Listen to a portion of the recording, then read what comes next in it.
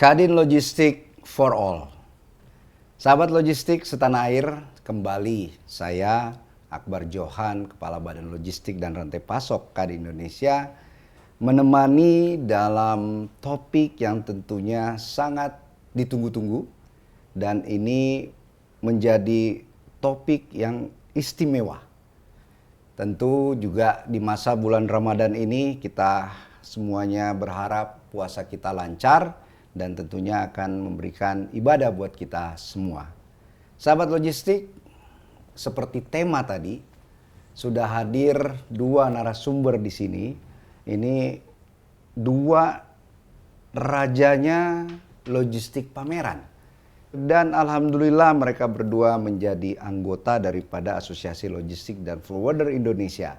Sehingga tentunya akan memberikan opportunity, memberikan pengayaan kepada kita semua bagaimana potensi-potensi cuan dalam menghandle logistik event ataupun logistik pameran baik di domestik maupun nasional. Kita perkenalkan dulu, apa kabar bro? Sehat? Sehat sekali. Alhamdulillah. Sehat, bro ya. Andi Ya, dan terima juga kasih. bro Dedi, sehat? Sehat bro, sehat. Thank you sudah menyempatkan waktu di tengah kesibukannya. Dan ini pameran menjadi suatu enabler juga bagi perekonomian nasional kita. Sahabat logistik, sebelum kita mengulik lebih tuntas, kita saksikan dulu teaser berikut ini. Kita, rakyat Indonesia, patut bangga.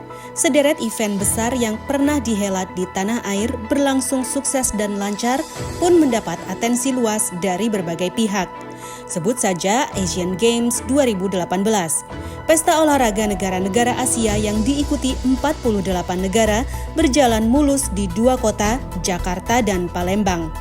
Ada lagi MotoGP dan World Superbike di sirkuit Mandalika, Nusa Tenggara Barat. Panitia lokal sukses mendukung terselenggaranya lomba balap motor paling sohor sejagat itu 2 tahun berturut-turut. Tahun 2022 silam, konferensi tingkat tinggi negara-negara maju atau KTT G20 di Bali beroleh sanjungan dunia internasional. Atau yang masih sulit dilupakan adalah konser musik Coldplay yang menggoyang Jakarta November tahun lalu. Secara spesifik, superband asal Inggris ini memuji I.O. lokal yang bekerja sangat profesional. Lancarnya pagelaran Piala Dunia U17 2023 yang dihelat di 4 kota juga mendapat pujian FIFA, Federasi Sepak Bola Dunia. Belum lagi menghitung event-event skala nasional yang melibatkan peserta secara masif seperti Pekan Olahraga Nasional tahun 2022 di Provinsi Papua. Dan tahukah kita semua bahwa di balik suksesnya penyelenggaraan event-event besar tersebut, bidang logistik memainkan peran yang sangat vital. Tanpa mengecilkan unsur dan elemen sukses yang lain, harus diakui jujur, kesiapan serta kesigapan bidang logistik mulai dari hulu hingga hilir telah membuat sejumlah event berjalan dengan lancar dan sukses. Fakta ini sekaligus membuktikan bahwa insan logistik tanah air sesungguhnya memiliki kemampuan dan daya saing bermain di kancah regional bahkan internasional. Meski semuanya terlihat lancar dan sempurna, sejumlah problem dan hambatan bukan tidak ada. Lalu, kendala apa saja yang dihadapi pelaku usaha bidang logistik di setiap penyelenggaraan event nasional dan global? Seperti apa pula cerita suka dan duka mereka dalam mengerjakan suatu pagelaran? Apakah selalu untung? Pertanyaan kuncinya, apakah kuenya turut dinikmati UMKM atau pengusaha lokal?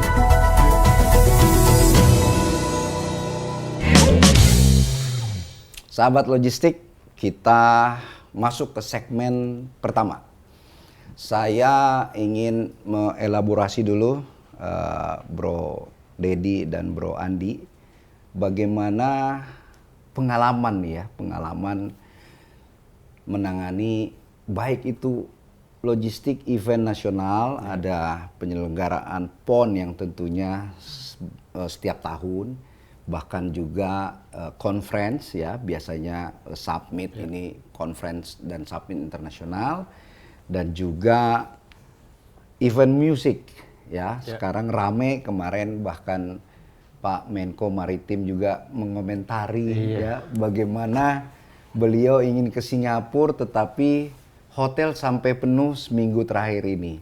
Sehingga dampak daripada event musik ini tentunya menjadi agregator bagi perekonomian khususnya negara penyelenggara tersebut. Saya ke Bro Andi dulu. Bisa ceritakan pengalaman Bro Andi dalam menangani PON misalnya kita di nasional dulu. Silakan Bro. Oke, terima kasih Akbar. Salam logistik. Saya dengan Andi hadir di sini dari PT Visasa yang memang sehari-hari kita berkecimpung di dunia exhibition, sport juga, MICE juga, dan kebetulan saya di anggota ALFI dan juga di Asprapi. Asprapi itu Asosiasi Perusahaan Pameran Indonesia. Nah, jadi di dalam keanggotaan Asprapi di situ ada venue, ada organizer, ada stand kontraktor, dan sebagian adalah freight forwarder. Jadi disitulah kita kolaborasi untuk membackup seluruh kegiatan event-event internasional yang berlangsung di venue-venue besar. Jadi seperti di J-Expo, JCC, ICE, kemudian di Surabaya ada Grand City, di Bali ada BICC, ada BNDCC. Jadi di situ adalah tempat-tempat yang memang fokus ke penyelenggaraan MICE. Rata-rata di kota besar ya? Sampai sejauh ini ya hanya kota-kota itu. Jakarta, Tangerang, Surabaya, Bali. Nah, Batam ya? Batam ada, tapi karena kondisinya di situ free trade zone, jadi fasilitas TPPB yang kita sebut untuk venue itu tidak digunakan di situ. Dan kita juga harapkan nanti perkembangannya ke setiap kota-kota yang memang menjadi tujuan MICE untuk musik, untuk event-event, itu kita harapkan mungkin dari support dari pemerintah ya bisa diperluas lah. Nah, terkait event-event internasional memang ya kebetulan kita bagian dari vendor PON di situ. Jadi kita membantu pihak kementerian dan pada saat opening seremoninya, kemudian pada saat stand building itu kan mereka memindahkan stand-stand mereka, alat-alat infrastrukturnya, kabel-kabel untuk di beberapa kota di Papua itu. Nah, kita terlibat di situ. Berapa PON yang Bro udah nanganin? Kalau PON di Papua. Berapa PON sudah sebelum-sebelumnya? Sebelum-sebelumnya nggak sampai begitu banyak logistik yang diperlukan. Tapi dari sisi sport sih kita terlibat juga di Asian Games. Asian Games 2018. Termasuk equipment daripada atlet ya? Ya, dan kebetulan dari pihak prinsipal kita, jadi saya membantu pihak NHK untuk alat-alat syuting mereka. Dari Korea itu ada SBS, KBS, itu equipment mereka cukup banyak pada saat di Asian Games. Ya, kalau untuk event-event internasional ya memang juga kita menjadi bagian dari logistiknya G20, ya. Jadi barang-barang baik dari perpindahan dari Jakarta, dari luar negeri untuk mensupport event itu, kita terlibat di situ. PON di Papua itu kan cukup challenging ya. Gimana proses bisnisnya beserta deadline-nya yang sudah ditentukan oleh panitia itu, Bro Andi? Ya, jadi pada saat kalau bicara PON Papua memang cukup challenging. Dalam arti banyak permintaan logistik yang mendadak, last minute pada saat sudah mau opening ceremony ada kekurangan ini, kekurangan itu, ya memang tugas kita lah yang harus memastikan bahwa barang itu sampai di sebelum opening. Ada kejadian itu. Banyak challenge-nya, tetapi sesuai nggak dengan cuannya? Dari sisi cuan, nah mungkin nanti harus kembali ke pihak si kontraktor karena kita adalah bagian dari mereka. Kita bagian dari mereka yang mensupport untuk pengiriman logistik mereka. dari sisi cuan itu masih standar lah. Masih standar. Masih standar. Ya. Bro Dedi, pengalaman di nasional event gitu ya. Ini apa pernah juga nemuin event yang suka berubah waktunya, minta last minute gitu ya. Tiba-tiba ada inquiry dan harus dieksekusi. Ya, seperti tadi udah dijelasin, kebanyakan event itu mostly adalah critical cargo yang dikirim. Jadi dia nggak cari forwarder yang general freight forwarder biasa, karena dia tahu events itu sesuatu berubah. Nah biasanya kalau saya lebih banyak di event dan entertainment logistik. Jadi saya banyak nanganin musik konser, otomotif, sport, Asian Games saya juga kerjain. Nah konser musik aja contohnya misalnya, itu mereka punya runtutan rundown dari pembangunan stage, panggung dan lain-lain. Tiba-tiba ada satu barang yang problem sehingga mereka harus kirim. Nah, ini kadang-kadang kayak cuman baterai kecil aja dia kirim harus urgent critical, caranya gimana. Terus saya punya cerita menarik yang mungkin ini secara logistik baru ada forumnya nih kita bicara. Waktu permulaan World Superbike pertama di Mandalika. Itu kita sempat mereka urgently ngirim timer untuk balapan, kan ada timernya buat mulai balapan. Betul. Itu timernya sangat last minute. Dia kirim air freight kurang lebih ada 2 ton lah ya. Oh, nah, timernya 2 ton. Jadi ada banyak lah untuk logistik untuk pasang timer di ruang control room itu. Nah, yang kita lakukan karena dia urgent, dari air freight dari luar masuk ke Soekarno-Hatta, kan kita harus cari connecting yang bisa suitable. Tapi kan nggak bisa juga gitu. Akhirnya kita cicil gitu. Sampai kita kirim orang, harus hand carry barang dan lain-lain. Karena apa? Kita harus make it happen. Show must go on.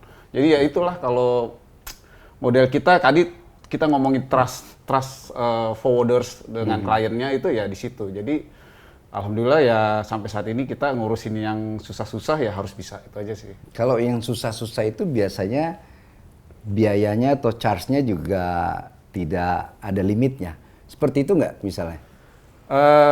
Ya ini relatif ya. Jadi kalau misalnya betul bro. Jadi kadang kalau time sensitif kita harus cari metode yang cepat gitu. Contohnya kita harus booking pakai express rush handling, express carrier gitu, atau airline yang sifatnya beda antara regular passenger flight dengan charter misalnya. Itu jelas angkanya beda. Terus mau pakai yang regular cargo flight sama yang express. Kalau express itu udah pasti ada commitment flight. Nah di bandara pun sama, waktu dia baru datang, clearance dan lain-lain kita udah standby pre-clear. Jadi semuanya bisa jadi akan lebih costing, tapi itu nggak berarti, itu nggak seberapa dibandingkan kalau show-nya gagal.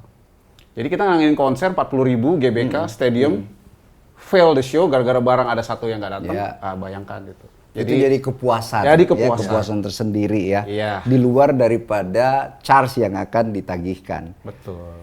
So kalau lihat memang kita nggak bisa lepas daripada undang-undang kepabianan. Artinya ada proses custom clearance baik itu di udara maupun di laut kalau barang-barangnya sangat besar, containerized misalnya ya. Gimana situasi sekarang? Apakah regulator dengan regulasinya itu sudah memberikan dukungan karpet merah ya bagi industri logistik pameran, Bro Andi? Ya, kalau kita lihat dari sisi pameran, dari government ya, khususnya dari Dirjen Bea Cukai, ya Direktorat Fasilitas Kepabianan, kita memang sudah ada fasilitas khusus untuk venue-venue besar, di mana statusnya bonded, berikat. Jadi istilah di kita tuh tempat penyelenggaraan pameran berikat. Itu jadi semua venue yang tujuannya untuk mendatangkan peserta-peserta internasional, itu dengan adanya fasilitas itu barang udah dimudahkan untuk pemasukannya. Biasanya siapa yang miliki bonded storage itu? Sejauh ini venue-venue besar lah, seperti G-Expo, JCC. Mereka punya sendiri punya. Terus yang di Bali kan untuk sering banyak conference. Tapi dengan peraturan yang baru ini dimungkinkan. Jadi baik semua hotel-hotel yang memang tujuannya untuk MICE, mereka bisa mengajukan izin ini, yang namanya TPPBS. Jadi kalau memang ada event-event yang sifatnya insidental, tapi peserta conference-nya, peserta exhibitor-nya cukup banyak, misalnya di Hotel Mulia, di tempat lain-lain yang bisa anggaplah di Jakarta, mungkin di Sultan, di Mulia, Ya. di situ kan memang tidak ada bondednya. Storage, ya. Nah, mereka seharusnya bisa mengajukan izin. Itu satu fasilitas baru yang diberikan oleh Bea Cukai terkait dengan pameran. Tapi kalau di luar dari yang pameran, berarti kita bicara fasilitas Atakarnet. Atakarnet yang memang dikhususkan untuk ya acara-acara konser, musik, Ya. event-event itu. Itu 2 fasilitas lah dari pemerintah. Dan kalau kita bicara mau mensupport apa yang dicanangkan pemerintah ya, untuk biar lebih banyak event-event sport ke sini, event-event yang sifatnya wisata. Nah, mungkin ide-ide apa yang kita bisa copy paste nih, aturan dari TPPB Ya. yang di situ bunyinya tempat penyelenggaraan pameran berikat, mungkin nah kita coba dorong ke pemerintah biar ini diperluas untuk kegiatan sport, kegiatan musik yang memang kawasan itu dijadikan juga berikat sementara. Oke. Nah, mungkin dari pihak Kadin kalau memang bisa support, ya kita coba diskusikan gitu. Kalau Bro Dedi ini Iya, Bro. import, ya kalau misalnya penyelenggarannya let's say di Singapura, kita compare dengan regulasi yang sangat mendukung penyelesaian clearance sangat cepat, let's say di Singapura, Hong Kong dan lain-lain. Di mana posisi kita, regulasi kita, apakah sudah bisa mendekati fasilitas-fasilitas kemudahan yang diberikan pemerintah di sana? Berat ini. ini pertanyaannya pinggir jurang nih kayaknya. Oh, iya, harus dong. Ya, ini kan kita kupas tuntas. Oh, oke. Nggak, kalau misalkan dibandingkan Singapura dengan Indonesia gitu ya, sebetulnya tadi Pak Andi udah jelasin bahwa regulasi di kita sebenarnya secara kepabeanan menurut saya sudah jauh makin baik ya. Jadi saya lanjutin dulu dari yang informasi Pak Andi tadi bahwa fasilitas itu banyak sekali sekarang. Jadi contoh yang paling saat ini ada World Superbike dan MotoGP. Di sirkuit Mandalika itu adalah Special Economic Zone. Ya. Itu ada insentif buat pelaku usaha di sana gitu. Jadi kalau mau ngadain event di sana, mau ngadain apa, itu sebenarnya pemerintah udah kasih kayak pembebasan. Ya. Jadi biaya masuk bebas, PPN bebas. PPN, tapi prosedurnya ada, harus dijalankan. Ada yang namanya misalkan PPKEK. Ya. Dijalankan itu artinya cepat atau lama? So far cepat. Kalau buat kita mungkin karena kebetulan kami di Bahtera Freight ini salah satu piloting yang menghasilkan PPKEK dengan INSW dan Bea Cukai itu, kita jadi paham betul. Jadi memang belum semua freight forwarders familiar akan hal ini gitu. Jadi tapi itu akan memberikan banyak kemudahan buat pelaku usaha di sana sehingga kayak tadi itu biaya masuk, penangguhan, pembebasan dan lain-lain. Yeah. Itu satu. Yang kedua tadi memang kayak Atakarnet, impor sementara dan lain-lain itu juga sudah diberikan. Tapi memang masih dibilang ada jeda waktu. Kalau di-compare dengan antara Singapura dan Indonesia nih ya, kalau misalnya saya bicara perbandingan memang mungkin secara country sudah berbeda nature-nya. Tapi saya ambil sampling, kemarin saya baru cek sama tim saya, terus kebetulan partner kami memang yang menghandle Taylor Swift di sana secara logistik was. Ya. Itu Ikutan terlibat? partner Oke. saya. Jadi kebetulan memang saya suka bantuin mereka. Jadi waktu di U2 saya bantuin, saya ke Singapura bantu logistik kayak U2. Sebenarnya biar dapat akses numpang nonton. Oh, oke. Taylor, Biar gampang itu biar dapat gampang. tiketnya kan. Nah, enaknya kita nih, saya kebetulan di musik ini jadi kayak kerja sambil hiburan gitu ya. Jadi santai. Nah, untuk Taylor Swift itu informasinya adalah secara logistik itu di US dia transportation-nya 80 sampai 90 kontainer delivery-nya. Oke. Artinya secara bisnis wise itu senilai kurang lebih dia bilang sih total logistik cost aja itu 30 juta US dollar. Hanya logistik? Hanya 30 logistik, juta. only logistik. Oke. Satu event? I think semua kayak untuk US ya, kita nggak Oke. ngomong Dia muter ya? muter Di karena dia kan jalan darat pakai truk. Nah kalau untuk ke Singapura itu dia butuh 747 Boeing 747 pesawat. Dia 6 charter flight. Charter flight. Itu kalau asumsinya 100 ton, berarti dia udah 600 ton kargo. Ya. Itu hanya buat stage, lighting, panggung lah apapun ya. Terus 20 kontainer open top. Jadi dia huge, besar sekali gitu. MotoGP aja cuma 5 pesawatnya. World Superbike charter. World Superbike cuma 3. Lady Gaga dulu saya pernah handle waktu itu fail, itu hampir udah 1 pesawat doang. Berarti ini makanya sempat kan Pak Sandiago bilang kan, wah saya pengen bawa ini gitu. Kalau saya menyebut, kalau saya Swift Economy kalau saya bilang gitu. Yeah. Karena makanya Taylor Swift tuh punya mata pelajaran tersendiri tuh. Magnet tuh ya. Magnet, mata pelajaran sendiri di universitas di Amerika kan. Karena bisnisnya luar biasa besar. Jadi kecepatannya beda Singapura dengan Indonesia. Waktu saya tanya, saya bilang sama agent saya, hey, congrats ya, you handle this big show, dia bilang. Ya. Dia cuma ngomong gini, no, not me, my government is easy. Oke. Dia cuma ngomong government is easy, easy customs clearance and no ban truck. Ban truck tuh maksudnya tidak ada batasan atau pembatasan jalan, dan lain-lain. Truk lancar-lancar aja dia bilang. Jadi saya cuma kasih smile but you do the expertise is from you. Hasilnya ya tetap aja dia juga yang pinter kan. Tapi memang benar. Tapi saat ini pemerintah memang udah makin baik regulator ya, bea cukai dan lain-lain. Saya ini mitra bea cukai sebenarnya. Jadi saya ini memang sahabat lah. Saya kenal semua lah teman-teman direktur, kepala kantor dan lain-lain.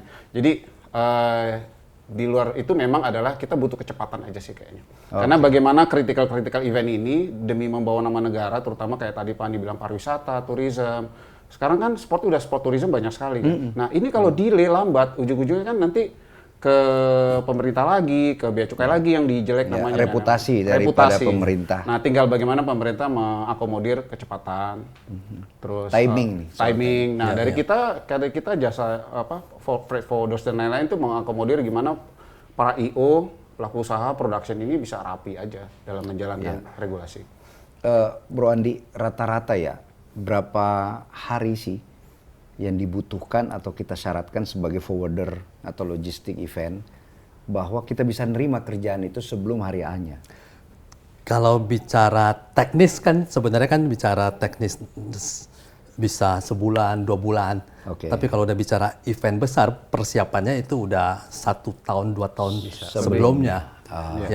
Jadi seperti kebetulan kan saya juga pegang Indo Defense tahun ini. Indo Defense. Ya, jadi persiapannya sudah dari tahun kemarin, dari bulan November, Desember, pada saat Indo Defense terakhir selesai. Nah, di situ ada reviewing. Nah, kita udah proses untuk kedepannya seperti apa. Itu setelah menang tender apa baru proses tender? Sesudah. Tapi kan ada pengalaman sebelumnya. Jadi seperti setiap event itu rata-rata kan dia repeat. 2 tahun sekali.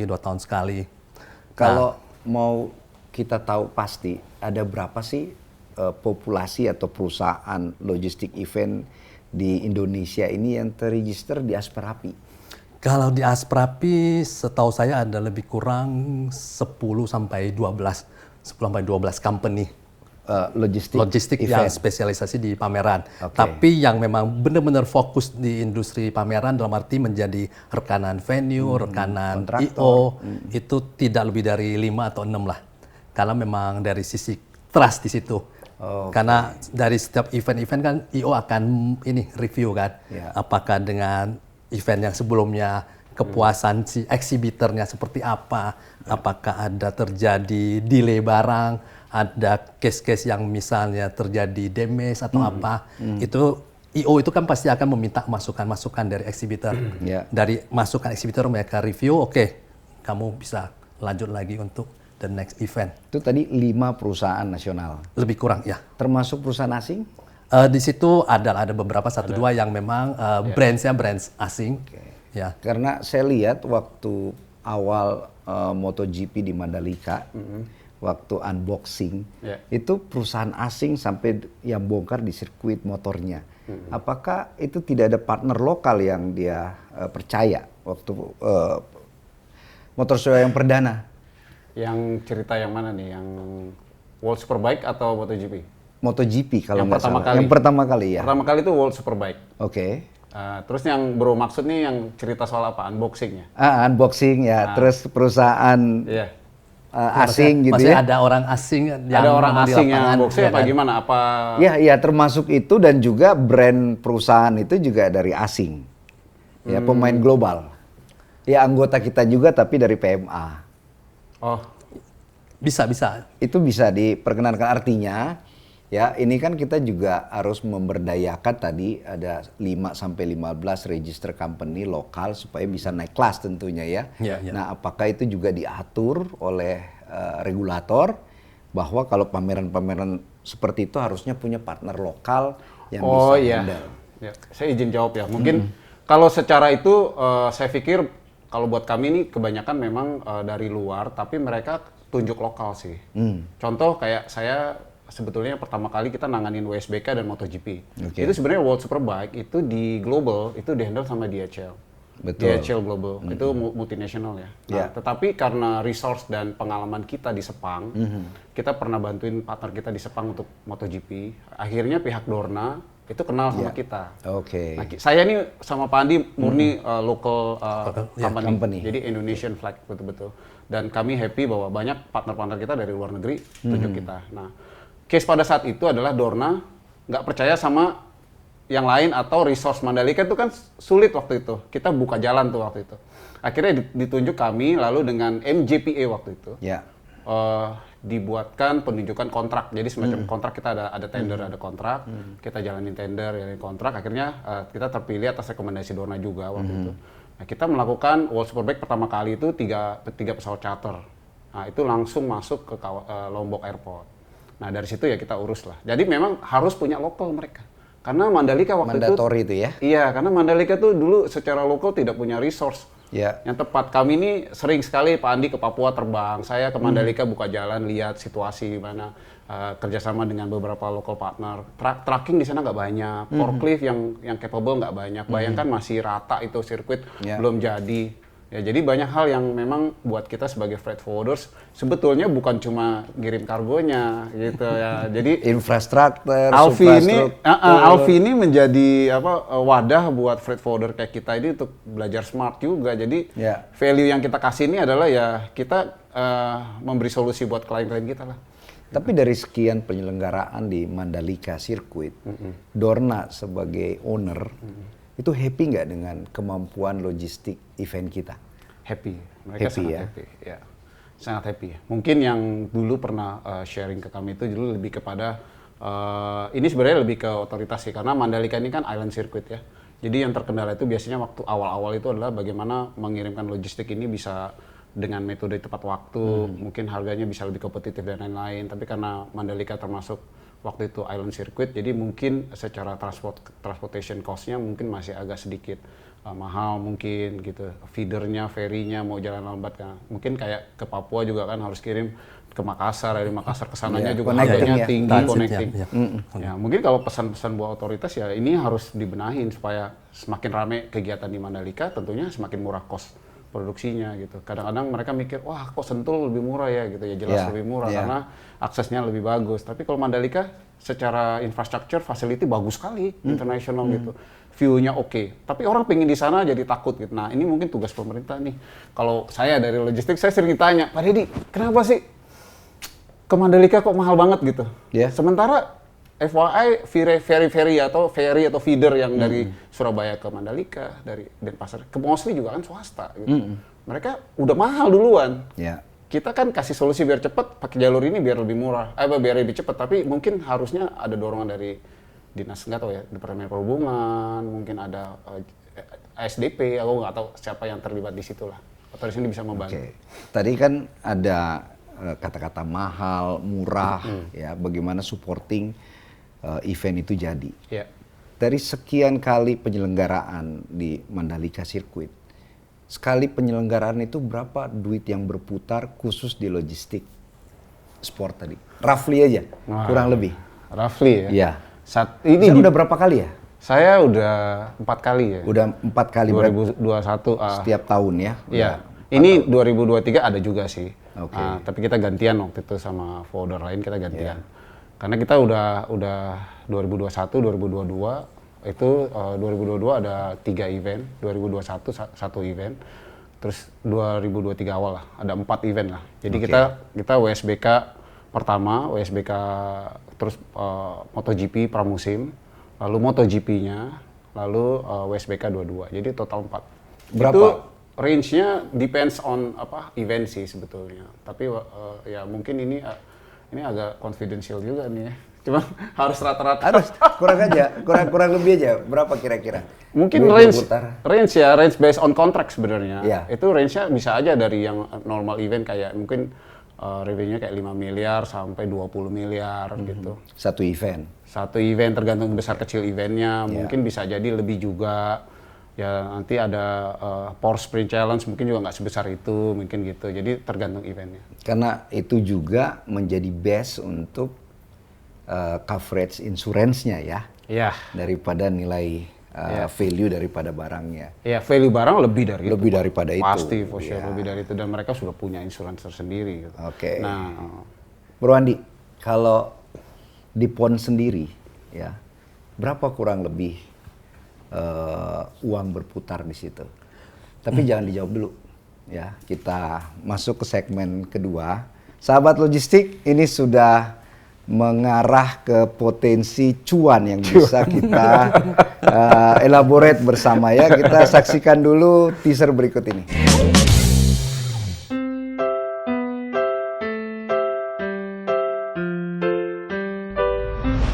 Aduh ya, ini kenapa semua barangnya belum di packing? Aduh.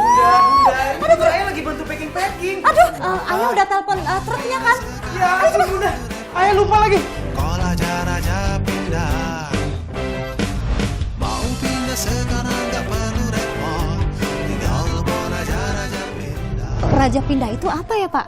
Raja Pindah itu, Ibu, jasa profesional yang menangani proses pindahan rumah, kantor, apartemen, dan lain-lain. Servis kami, Bu, mulai dari pengepakan, pengangkutan, penurunan, transportasi, sampai dengan penataan kembali di lokasi tujuan. Selain itu, kami mempunyai gudang penyimpanan barang. Oh, begitu. Mau pindah? Kalau Raja pindah aja. Moving Indonesia.